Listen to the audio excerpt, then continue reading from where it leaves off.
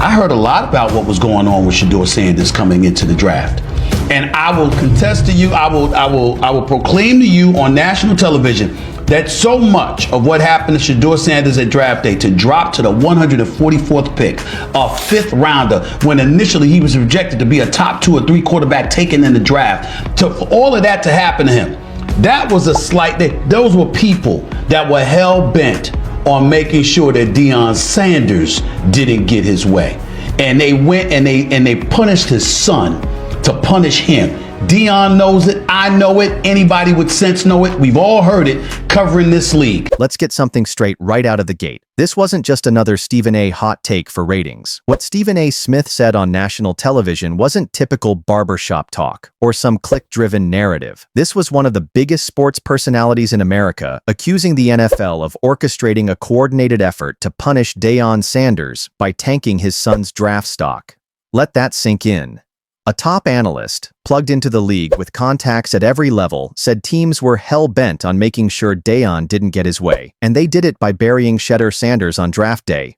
You don't just casually say that. You don't drop a bomb like that without knowing it's going to shake the entire football world. And you know what? He's right. This isn't some wild conspiracy theory pulled out of thin air.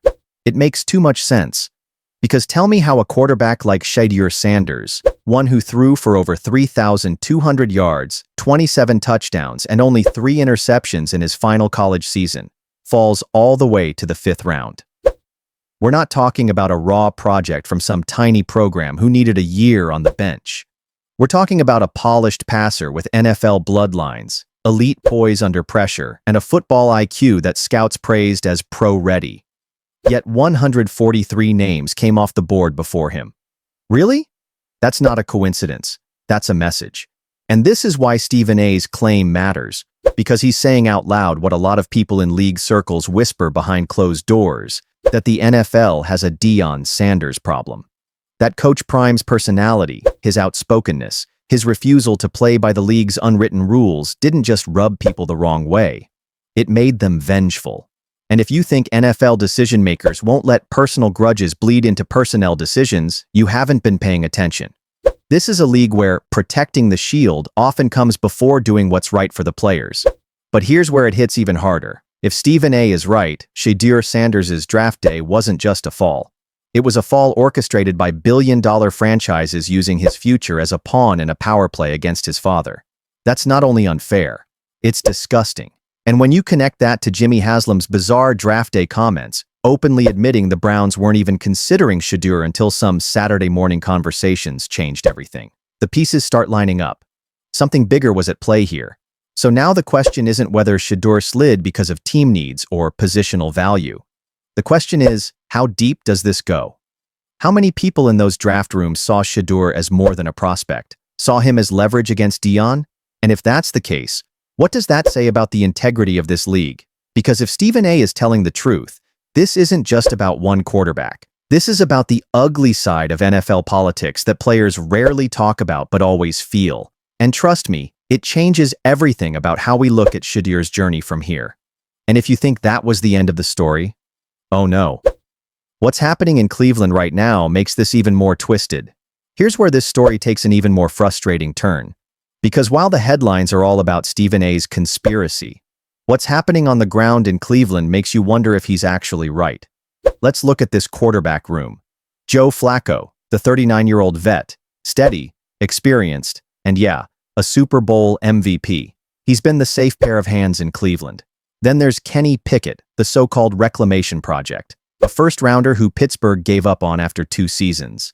Dillon Gabriel, a developmental rookie, talented, sure, but raw. And then there's Shedeur Sanders, the guy who, by every single camp report worth paying attention to, is flat-out balling. 9 for 9 with 2 touchdowns in the first padded practice, 0 interceptions through multiple sessions. The only quarterback finding the end zone on certain days. And yet, he's buried. Buried. Still stuck running with the threes. Still throwing to equipment guys when he should be building chemistry with actual receivers. Do you know how insane that is? A 5th-round rookie outplaying veterans and rookies with better pedigrees, and his reward is playing catch with staffers instead of getting real reps. It's not football logic, it's politics. And Louis Riddick, A former NFL exec who's been in those rooms basically explained why this happens. He said it for years. You need advocates inside the organization. If you don't have people fighting for you in those closed-door meetings, you're done before you even get a fair shot. And right now, it looks like Shedeur doesn't have that advocate. He's producing like a guy who deserves a bigger role, but the people pulling strings, they're keeping him right where they want him. So ask yourself, what's really going on here? Is this about development? Are the Browns taking it slow with him because they think that's what's best? Or are they suppressing him, intentionally keeping him out of the spotlight because his very presence threatens the order they've set in that QB room? Because make no mistake, if Shedeur keeps performing like this, the narrative changes. The veterans aren't safe. The hierarchy isn't safe. And that's exactly why this feels like more than just football decisions. This feels like control. This feels like a power play. But here's the thing. You can't keep a guy with this much poise, this much production, and this much fight buried forever. Not when he's forcing the issue every single day. Not when the numbers and the eye test are undeniable. And the longer this goes on, the more it feels like the Browns are sitting on a ticking time bomb. Because eventually, the truth can't stay buried. And when it blows up, Cleveland won't be able to hide behind depth charts anymore. Let's stop pretending this is just about Shedeur. It's not. This is about Deion Sanders, and the NFL has a Deion problem. Think about it. Deion has spent his entire post-playing career doing something the league hates, challenging their comfort zone. Whether it's calling out the NCAA, flipping college football on its head at Jackson State in Colorado, or speaking his mind about the NFL's inner workings, Deion has made himself impossible to ignore and impossible to control. He's outspoken, he's disruptive, he's unapologetically himself. And you don't have to like him, but you better believe owners, GMs, and executives notice. And here's the ugly truth. When those powerful rooms can't go after Deion directly, they do the next worst thing. They go after his son. Don't take my word for it. Stephen A. Smith said it out loud. NFL decision-makers punished his son to punish him. And when you step back and look at the timeline, it's hard not to see the pattern. How does a quarterback who threw for over 3,200 yards, 27 touchdowns, and only 3 picks behind one of the worst offensive lines in college football fall all the way to pick 144? How does a quarterback with that production, with NFL-ready mechanics, with scouts praising his football IQ, end up in the 5th round? It doesn't make sense, unless it was never really about him. Because we've seen what happens when quarterbacks with bigger red flags hit the draft. Eli Manning literally refused to play for the Chargers and still went number one overall. Johnny Manziel was a walking headline, immaturity, off-field concerns, the works, and still went in the 1st round. But Shedeur? His only problem is that his dad speaks his mind and doesn't play politics. And for that, he gets treated like a problem child before even stepping onto an NFL field. And what makes it even more infuriating is that Shedeur isn't Deion. He's not brash. He's not on social media trashing teams. He's the opposite. Coaches describe him as humble, focused, grounded, a guy who shows up, works, and doesn't feed the circus. But that didn't matter, because in those draft rooms he wasn't Shedeur Sanders the quarterback. He was Shedeur Sanders, Deion's son. And that name carried baggage. So let's call it what it is. This feels like a vendetta. A statement. The league telling Deion Sanders, you don't get to control the narrative here. You don't get to use us as your platform. And Shedeur? He's paying the price for his father's voice. And if that doesn't make you mad, it should. Because if the league can bury a player over his last name, what else are they willing to do? And more importantly, how long will Shedeur let them? Because at the rate he's playing, that vendetta might not hold much longer. Here's what blows me away about this entire situation. Shedeur Sanders isn't complaining.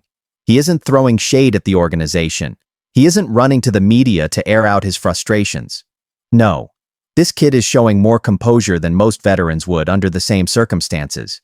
And if you really look at how he's handling this, it tells you everything you need to know about why people inside that building are starting to respect him. We're talking about a rookie who came into camp buried on the depth chart, stuck throwing to equipment guys instead of live receivers, all while knowing he should have been drafted way higher than he was. Most players would have cracked under that. Most players would have lashed out. But Shedeur, he kept his head down and went to work. Reports are saying he's already mastered 98% of the playbook. 98%.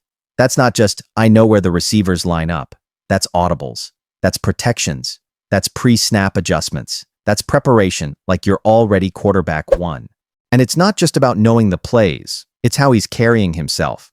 Coaches are saying he walks into every meeting like a starter. He studies like a starter. He's leading scout team huddles like it's Sunday at 1 p.m. And that energy is contagious. Even veterans, guys who've seen rookies come and go, are gravitating toward him. They're starting to buy in.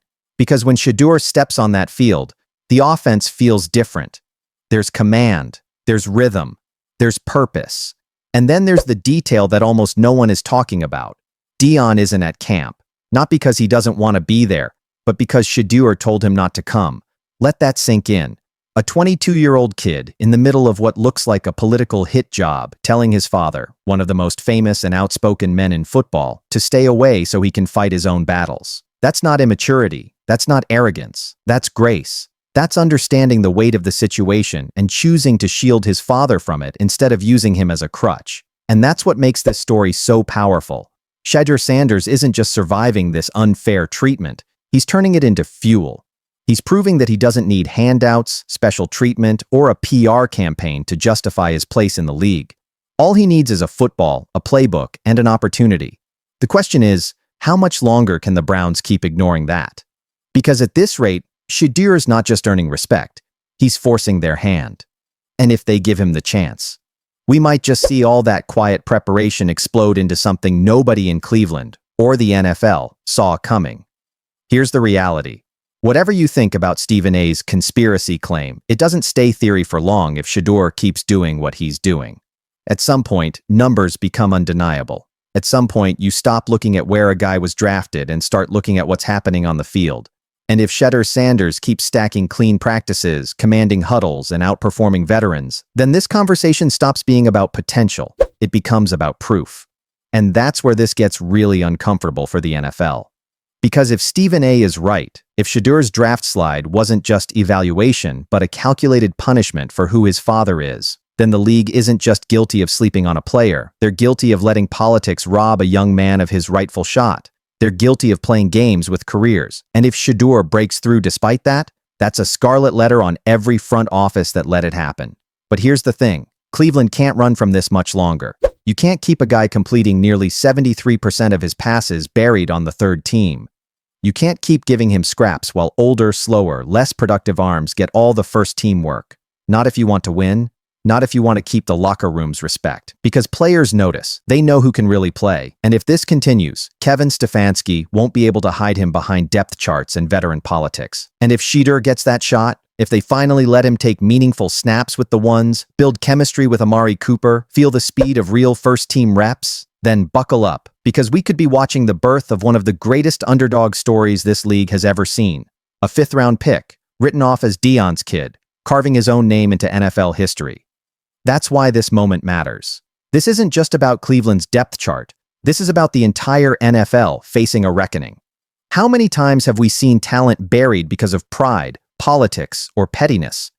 How many careers were lost because a GM didn't like a dad, an agent, or a personality? If Shedeur wins this battle, if he forces his way from buried rookie to starting quarterback, it won't just be a win for him. It'll be a damning indictment of how this league does business.